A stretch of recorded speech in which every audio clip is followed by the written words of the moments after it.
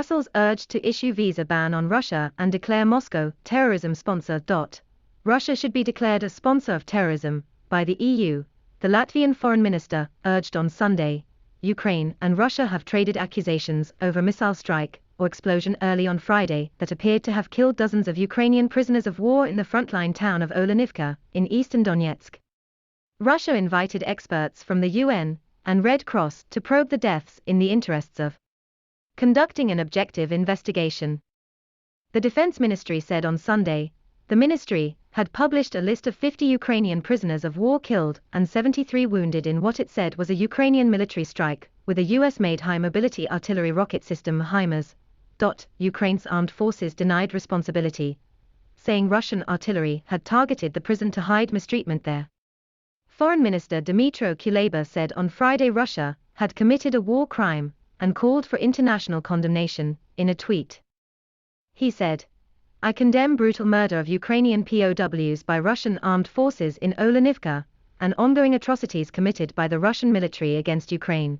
EU must consider Russia as state sponsor of terrorism.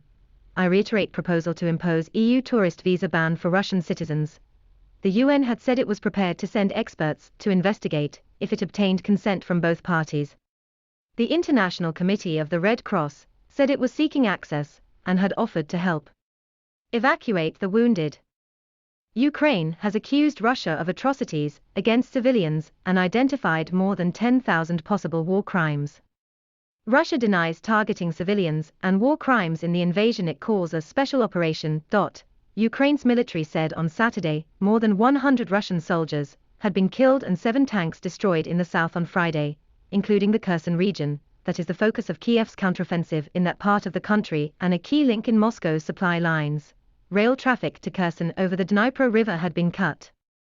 The military's southern command said, potentially further isolating Russian forces west of the river from supplies in occupied Crimea and the east, south of the town of Bakhmut, which Russia has cited as a prime target in Donetsk.